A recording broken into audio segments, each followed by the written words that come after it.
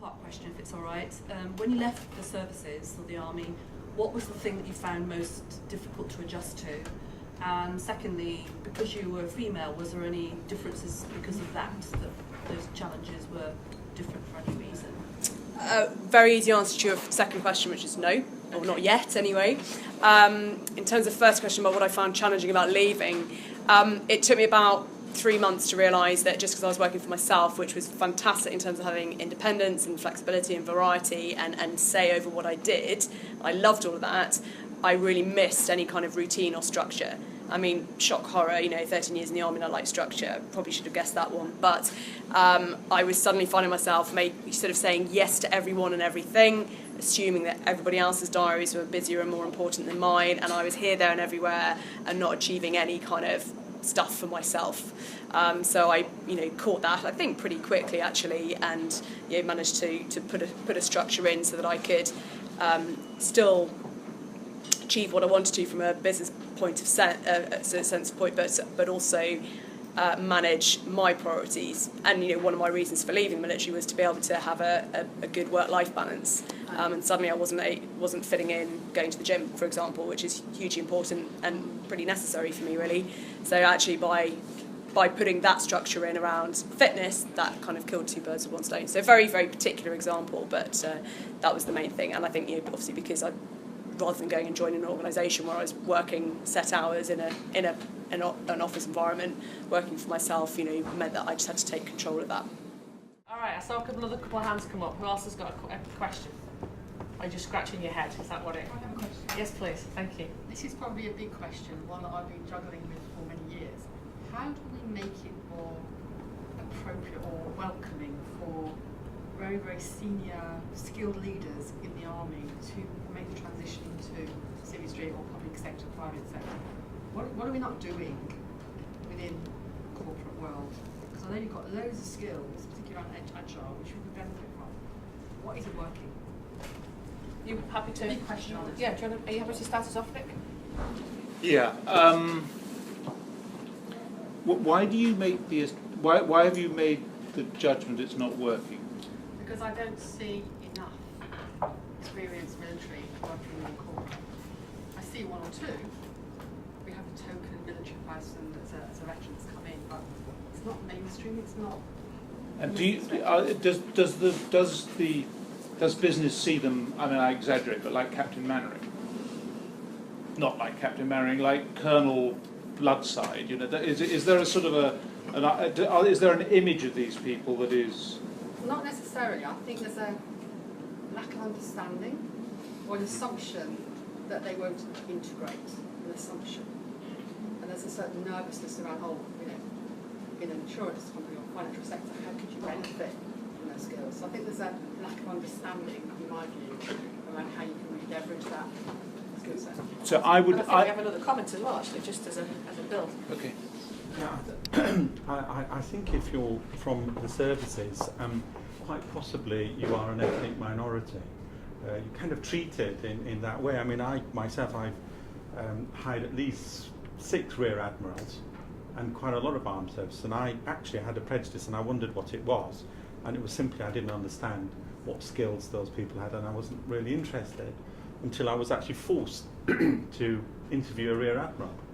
Quite possibly the cleverest person I'd ever interviewed, and it completely changed my mind. Just one meeting with one person, and to be honest, I don't think I knew he was a rear admiral. Somebody asked me to meet. Can I say another comment before they answer?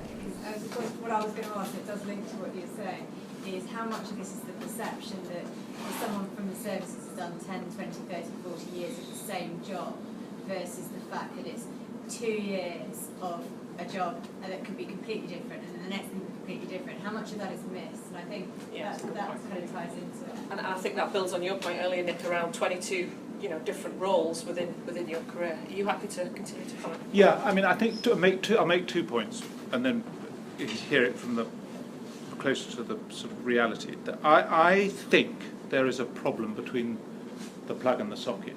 I think if you represent the socket, what the military are trying to do is to craft a plug in their own image and stuff it into a thing that it doesn't quite fit into. So I think the process is geared at telling up to a point. Let's step down below the rear admiral. Let's go to the sort of the lieutenant colonel, major, where there are a wealth of young, extremely capable people who are setting off on a career, who've got a hell of a lot to offer for the next 25 years. Those people are coming out from a culture that transitions them, I'm going to exaggerate for effect, to they're patronised by an organisation that says they've conducted their service for their country. We're now going to give them some training. I'm exaggerating, but we're going to teach them how to do a bit of carpentry.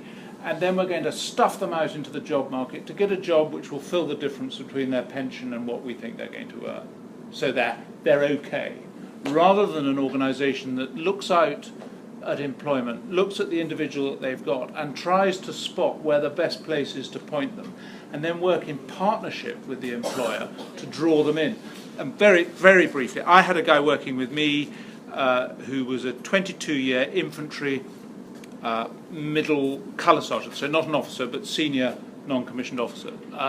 So therefore, in the great scheme of things, unskilled. He went off because he was advised to by the system and did a health and safety course run by the system. Of course, that wasn't really relevant to the employers that he went to see because they tended to do their own health and safety branded stuff.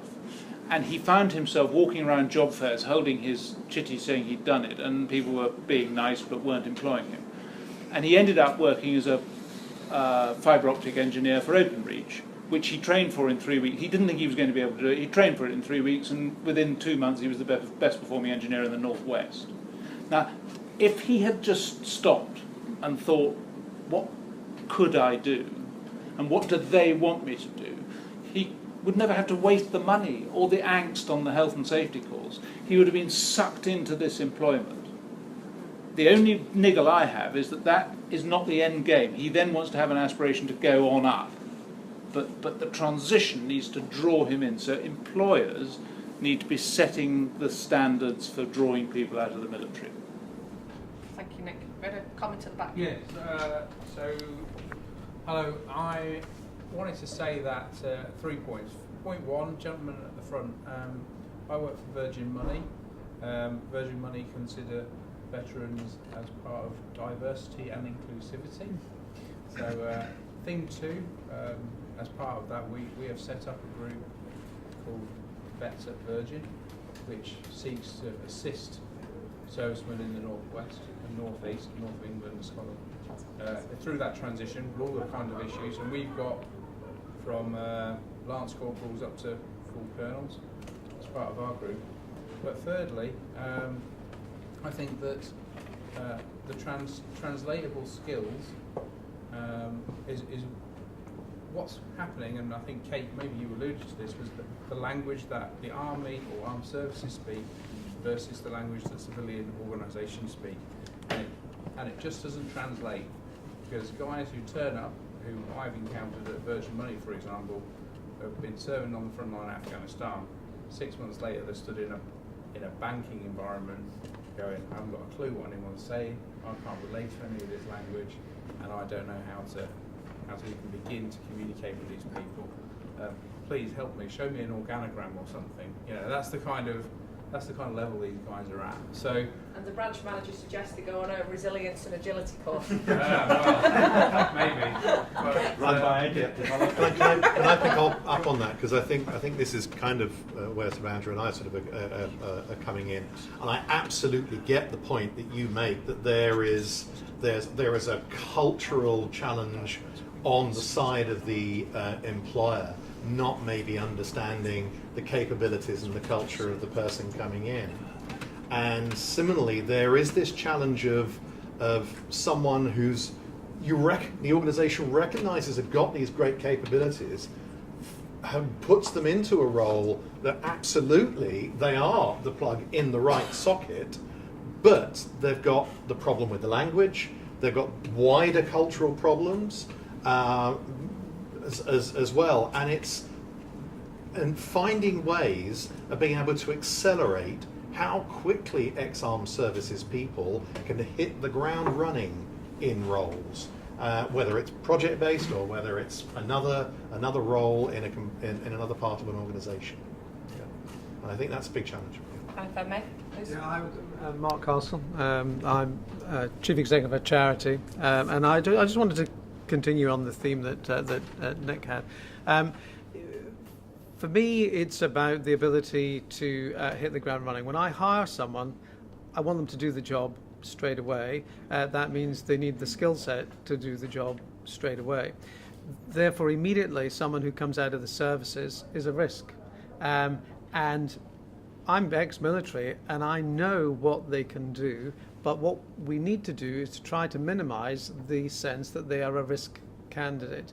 And that's about a number of different things that have been talked about there, about the language, about the culture. And that is something that I think the services transitional mechanisms should do much more about. If I had the ability to have someone seconded into me for a period of a couple of months or so on, there would be absolutely no difficulty with them being able to transition in, because we would talk and understand and be able to do things in the same way. The difficulty is they arrive with a CV that just says, I've done all of these sort of things, but I'm looking for someone who can do this and I want them to do it right now. And so how do we stop them being a risk candidate? There's a piece there a bit about the transition from where they are into the new marketplace. Yes, please. Hi, Bob Johnson. I work for Deloitte now. I'm ex-Air Force. I left last year. I'm extremely pleased that it's vets at Virgin and not Virgin Vets, because that might be I do think there is a Virgin Vets as well. That might be what they tell you. I'm not too sure though.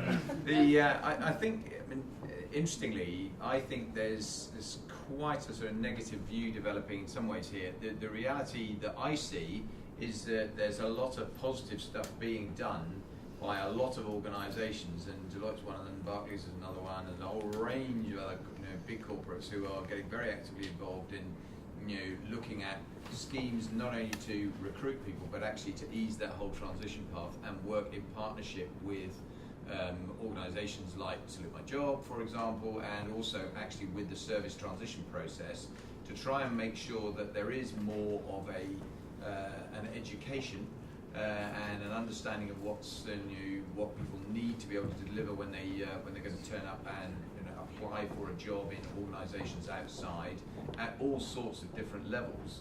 I'm not saying remotely that can't be improved. Absolutely, one of the reasons I'm here tonight is to kind of have this sort of discussion to see how we can do more to help with it.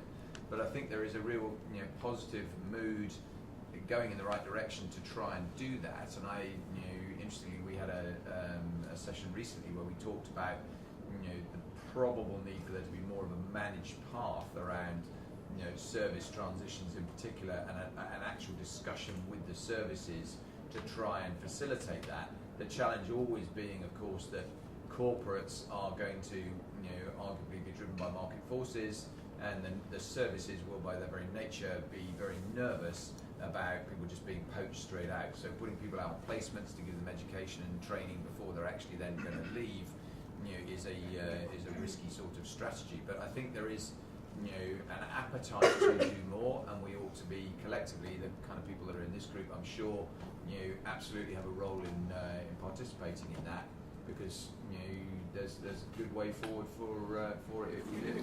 And I think if I could just build on that, because I also what I don't want to lose tonight is that whole conversation as well around resilience and organisational resilience, because I think what we're talking about here is incredibly resilient individuals, resilient environments, resilient teams. And we all know from a lot of the research around the future of work, resilience is one of the core leadership capabilities required as we move forward, whether you're in a non-profit organisation or in a corporate environment.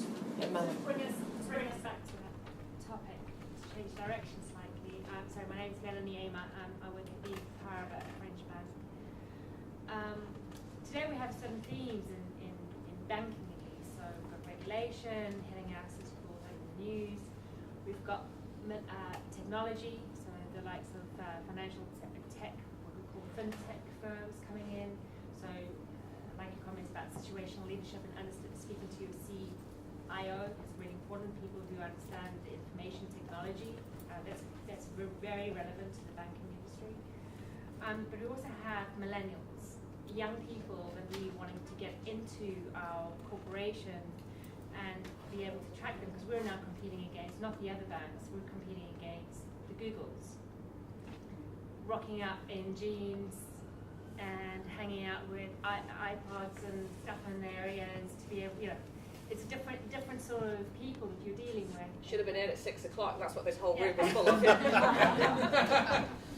And in addition to that, you're also dealing with a lot of corporates. And the third kind of theme is about cultural leadership. So you have now globalization and bringing different types of leadership. And a lot of what I'm hearing here is English. I'm South African, by the way. So, and it's a lot of things that are relevant for England. And I guess the question I have for the panel is, you've got all these different things hitting, especially like the bank, and I don't think we're unique to Virgin Media. I think actually similar things are happening into many other companies that are represented here.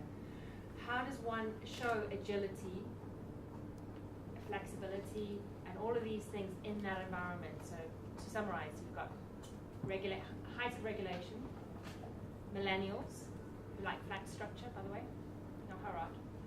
You've got cultural stuff that you need to take into account, and you've got, I guess those are the three. Cool. Thanks, Melanie. Who would like to kick us off? Yes, please. I'd like to return to my point about the action at organisational level. There's a lot of very large corporates. Where's the fantastic guy from Ford? Marketing guy. There we go. Forgive me if I'm paraphrasing, but it's kind of saying that Ford is a little bit like a supertanker, and if you want to change its direction culturally, then that's really, really difficult to do. An organisation like Ford can't suddenly become a Google or an Amazon overnight, but you can identify areas in an organisation where you believe you can be agile and use agility.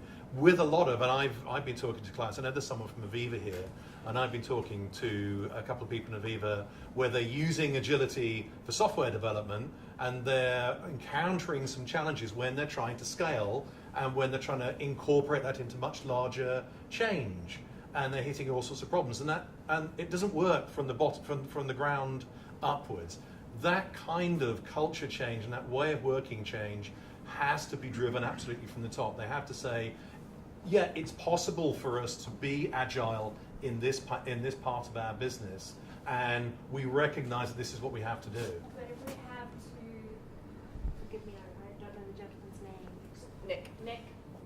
To come to Nick's point, if you have leaders who are afraid to even go out to understand the people, how even more frightening when you've got a millennial is standing in front of you and it's like, then you're in the Kodak situation. I mentioned this guy called Cotter earlier, and he wrote this fantastic thing because Kodak's exec, their board, were obsessed with film, like real film.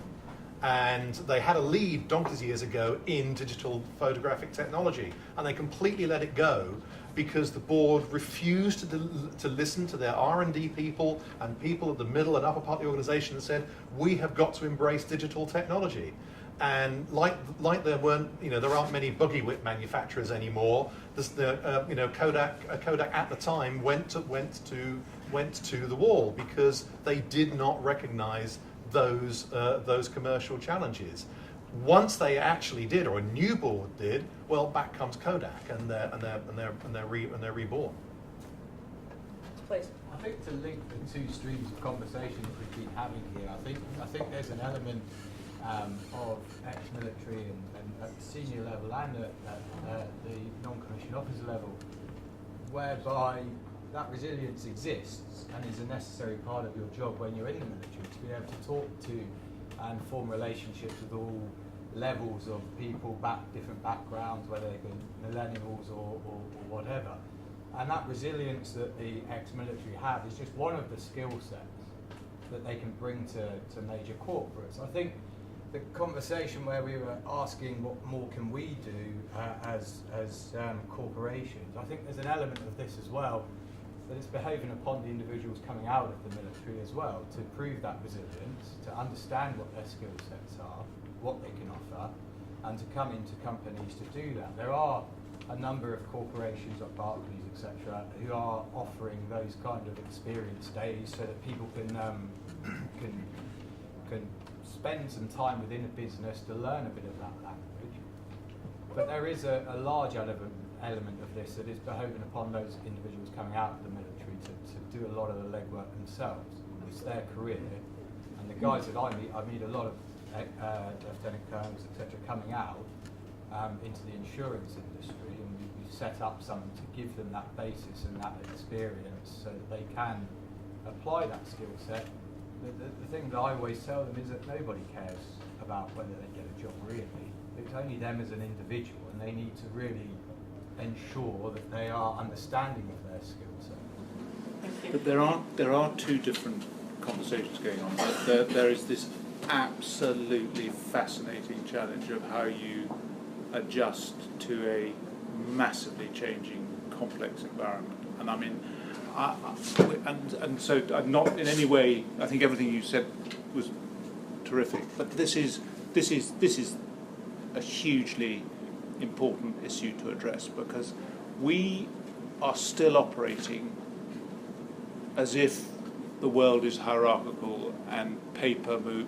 I'm talking the military. We operate in that very paper-driven way until somebody attacks you and you get pressure from an output to react very quickly. And our stimulus was that you needed to take the hill. You can't afford not to take the hill.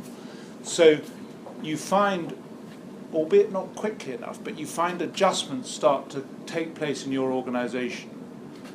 And in our case, over Afghanistan, we found that there were dramatic changes starting to take place through force of circumstances right down at the ground level, and we weren't getting the same change as you went up higher up into the hierarchy. And I mean, bizarrely, I could walk into the Ministry of Defence and have a conversation with people in the Ministry of Defence while there were people dying in Helmand, where the priority was all about fixing the budget for next year and the emerging Russian threat in 2020, and you were trying to change at the ground level something that you believe to be absolutely fundamental to your output, and there was a mismatch there.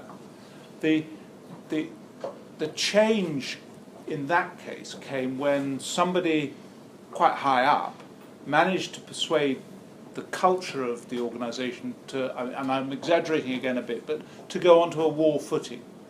And if you go onto a war footing, your priorities change, and you start to give a greater amount of priority to the output, and your inputs start to adjust in order to support that. I mean, it's painful, and it does all sorts of things to the rest of the organisation, but that is a big strategic decision which then filters its way down the system. So, in summary, then it's practice listening and inclusion.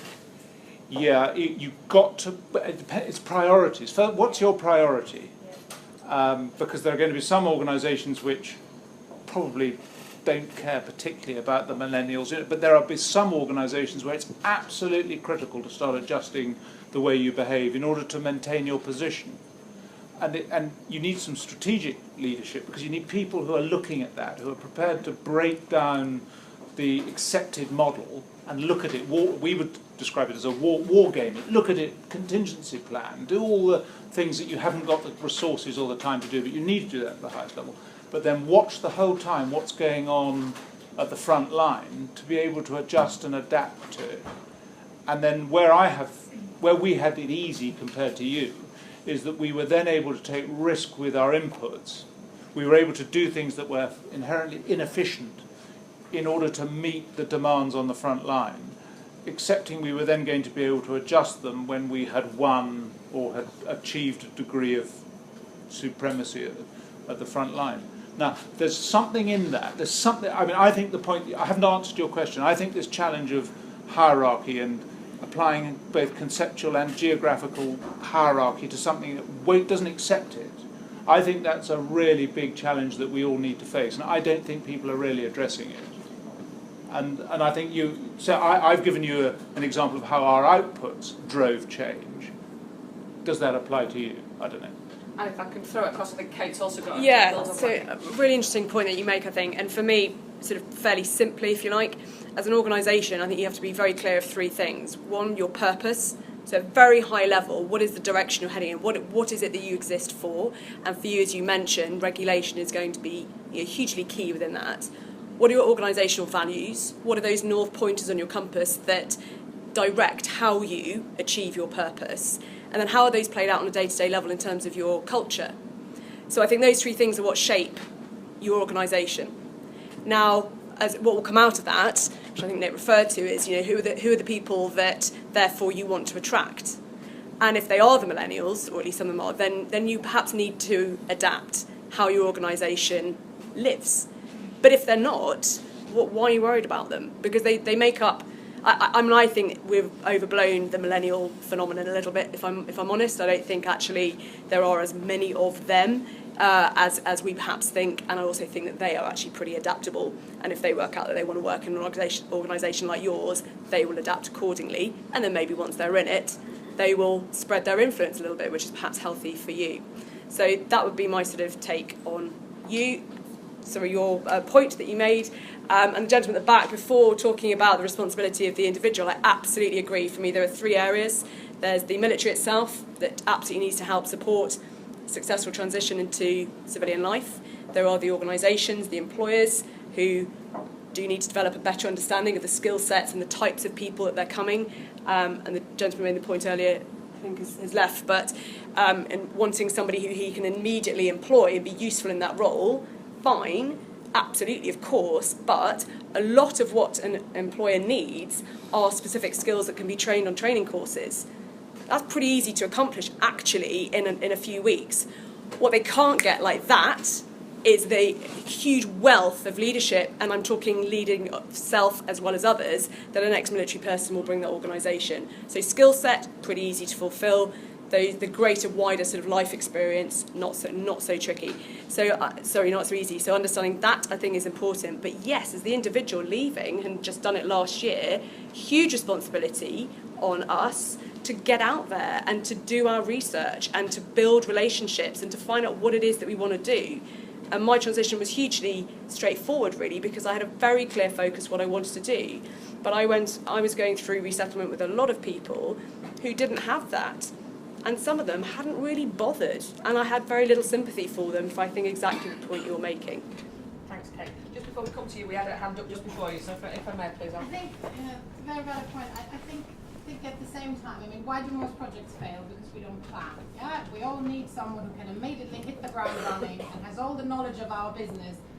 But at the same time, we are looking for diverse people who bring in new experiences. So I think there is, for me, coming back to you, what is our output? Our output very often as corporations is to have people who bring in different experiences, and our output is, the goal is to make them as effective as we can, as quickly as possible. What happens in reality very often? Well, even within the corporate world, because a lot of it is jargon. Yeah, you learn the jargon of the company. And what happens very often, we even bring in people from the corporate world who we bring in because they bring other experiences from another area of the business. And then we watch, and then 3 to 6 months in, we're like, well, yeah, they weren't that effective. Well, yeah, they didn't know our industry. And we kind of watch them, and I'm exaggerating to make the point, we watch them fail, and we anticipate the outcome to then say, yeah, well, it didn't work. So I think there is a big part on our side, and I think, ex-army personnel is only one of the diversity drivers. We say we want diversity and saying we look for the people. So I think there's a really big part on us to then say, what are really the processes and frameworks we have in place to ensure that all the people who come in have a fantastic onboarding that accelerates them to be able to deliver the output that we want them to deliver as fast as possible. And I think there is more responsibility on us to sit back and plan to have the greater output in the end, rather than just rush in every time and then get the same output that we probably have. And what you're describing there is almost coming back to where we started around the culture. This is why we're here. And getting the culture, I'm going to say right, but then what's the definition even of right in a changing environment, because it's constantly moving. I've never heard I had this idea of including ex-military in the wider diversity agenda. I think that's quite interesting. For me, having listened, I've been, I'm head of talent, and how many times I've seen how, and everyone interviewed them, and the CEOs and everyone, and they bring in this diverse talent, and then, you know, they fail. I just feel the organisation was just waiting. But it feels less like special pleading. The sort of the constant narrative of employ more veterans would be more compelling if it was, this is part of your diverse recruitment agenda. And also part of your resourcing strategy. Yeah. I mean, overall, you need various pipelines of resources if you've got a diverse organisation and different types of roles. And I'm with you. That's the answer, I think, is it's part of your strategy. And it's a very specific fit for your organisation depending on what you need and where the matches them with the military. So I guess the great thing for me is, having listened to that and reflected on it, I think you, in a really good way, you're not as special as you think. And that's, as an employer, because taking someone from practice or whatever is already, different landscape, different challenge. So I think that. Thanks, Anka. We'll take maybe just 2 more questions if I may. So Nick. It was just a small point. I co-founded a company 12 years ago, and obviously by definition we were a small company to start with, and we did interview lots of people coming out of the military in the early stages of the company. But for a large company like Barclays, it's very easy to set aside time and roles for people to come in from a wealth of backgrounds, whether they are, from whatever criteria they fit in the diversity procedures. But for small companies, you just don't have that luxury. So that's my first point. For small companies, I think it's not behoving on the companies to make the effort. It's like saying a small company wouldn't necessarily hire, if I was a one-man band and I was looking to hire someone and a woman walked in 6 months pregnant, I mean, it would be ridiculous for me to hire that woman if I was a one-man band. I knew she was going to go off on maternity leave. Whereas if you're at Barclays, of course it's incredibly easy to do that. Yeah, exactly. But I'm just saying. But as a small company, you can't say that. But that's the reality. Legal advice. That's the reality. And I think you might want to turn the video off. Okay, well, I'm saying that's the reality of a small business when every dollar matters and you're trying to actually get something off the ground. When you get to a slightly more comfortable stage, of course you can welcome these people in, and it's much easier if you do, and it's much better if you do. So my first point is small companies. It's not so easy to do by. Second point, small to medium-sized companies, when someone comes in, and I remember we interviewed someone who was a former professional cricketer, who was educated at a very good university, came in and he wanted to come into a management role, and we were a small company at the time. He was an absolutely brilliant chap and a really lovely guy. But actually, I think, you mentioned it only takes a few weeks to get the skills, and I suppose that depends on the role slightly, because I think to go into a management role, you have to have some credibility with the people you're going to be managing, and credibility comes with not only your experiences outside the organisation, but within the specific area in which you work. And so, again, I think that there are a couple of issues I have with that, but I think that, small and medium-sized companies, it's not so easy, but for larger companies, and when we got to a stage where we were a bit bigger, we hired a chap and we were able to bring him in, we trained him up, and he's now an absolutely fantastic manager. He's proved absolutely first rate, and I'm sure the guys we couldn't take on in the early stages would also have been absolutely fantastic managers, but we didn't have the time or the resources to be able to train them up to do the role that they wanted. So that was it. I guess it's partly as well about being prepared to perhaps take the risk, because just because something's not easy and it will take more time doesn't mean it's not worth the risk, and it's just playing devil's advocate. And I fully appreciate where you're coming from in terms of small business, greater risk, but arguably greater return. Yep. Thank you. We'll take one more question before we summarise. Anybody else got any comment or question to throw out? Yes, please. So we're a supplier into the MOD, so we are a prime supplier. So we have project IPTs and regular relationship. We have teams of service people on our site every day, and we really still struggle to recruit service people. But more from a fact that the ones that we do recruit, we still don't understand them, because we spend all day talking to them, but there's an assumption that we're talking the same language, but actually we're really not. So the IPT environment crashes two cultures together, and I'm not sure we're brilliant at doing that very well. And then we recruit people out now who have worked in our or similar environments and come in and say, oh yeah, brilliant, they've worked in our environment. But they haven't worked in our environment. They've worked in this this, I don't know, false environment almost of an IPT, which is neither grape or grain. And then we make an assumption that service people understand what business wants, and I think we fail. We fail at doing that, and I think we as industry need to be better at doing that. I don't quite know how to do that. I'd be interested in some thoughts about how we might be better at doing that. But I also think the services might be better at that transition. We talked about a guy who works for me in the Navy. When he was in the Navy, when he moved from aircraft type to aircraft type, he had a conversion to type course. Now moving from this aircraft to this aircraft, they taught the technical change. I think there needs to be a teaching of the technical change of working in the armed forces to not working in the armed forces. That conversion to type. You talked about not learning the lingo. It's not. It's more than that.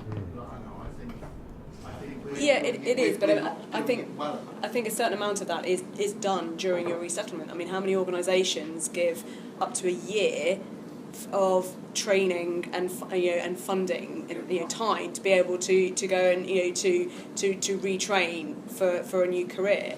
But it does come back to the point the gentleman that made earlier about the individual responsibility, and if you kind of you don't really know what you want to do and you don't make good use of that time, then as I say, you're wasting an opportunity. So I think there is already fairly good provision. A lot of the onus is then on the individual to maximise that opportunity. I mean, interestingly, you talking about your IPT, saying it's not working as efficiently when military actually leave and join you as civilians. I just wonder if there's an assumption on both parts that because you've already been working together, that you actually know how to operate, and so there's less effort made on either side. Yeah. And it's not right. When we take them from a non-IPT environment into a corporate environment, certainly they struggle, and so it's not their fault. So if I may, in terms of the spirit of pressing pause, because I'm also conscious that it's 8:15, and I'm sure some of you would like another drink and to continue to connect with each other. If I could go over maybe just for final comments, be that on the conversation that's took place tonight, or a specific insight that you'd like to share as your final messaging. Are you happy to start us off as you started off as earlier? Oh, goodness. Finally, so I think I'm just going to pick up on what was said at the last speaker. I think there's an onus on the individual and on probably more the larger organisations to look at how you can help people hit the ground running, which comes back to the guy Mark, who's sadly had to leave, point there. And I think that's a key thing: is how can we help that transition. How can we help people to hit the ground running in organisations? Thank you. Kate? Probably pretty much said what I was going to say. Actually, it's just it's that. Just well, rephrase. it's kind of it's that triple responsibility, really. I mean, I think the military already does offers a pretty good package. I mean, I'm sure it can always be improved. I think career consultants, for example, aren't necessarily the most well-resourced and best sources of advice as we're going through, unless you very clearly know what you want to do. So I think perhaps better signposting in terms of really understanding what civilian jobs involve. What's the day-to-day working life of somebody in X, Y, or Z organisation. I think that could be better translated, so to help with the understanding. And so I think there's a good sort of relationship that can be built, perhaps more there between civilian employers and the military. But yeah, I go back to the individual responsibility. We are used to changing jobs and very often locations every couple of years. It is that again, just on steroids. So we should be, pretty exactly as we're discussing with the resilience and agility that we have. It's another challenge to face. Thank you. And Nick, if you're happy to give some final comments, then we'll hand over to Andrew. I think it feels to me as if there have been two parallel conversations running. There's been a conversation about the employability of the ex-military, and there some interesting points have been made. The system that is in place at the moment is okay. It could be improved. The ex-military person most of them offer huge opportunity, but we need to continue to smooth out that process. I still have a niggle. I think there may be a need for a bit more of a revolutionary approach, but the asset that is ex-military, I think is worth taking seriously. I think a far bigger issue is the challenge for leadership in a world that's becoming increasingly complex, increasingly fast-moving, increasingly poorly structured, where outcomes are increasingly difficult to define in the time frame that you need to in order to achieve success. I think that's the most riveting leadership challenge. I think that's worth working on. That's how the hell do we apply institutional hierarchy to this complexity? Because the natural thing is to tell the boss the simple binary problem, and it ain't like that. And I think there's been some comments made around that which are, to me, far more interesting than talking about the employment of the ex-military, which I'm absolutely bound to say I'm passionate about, but I think we're living in an environment that's changing and is riveting, and we need to get it right.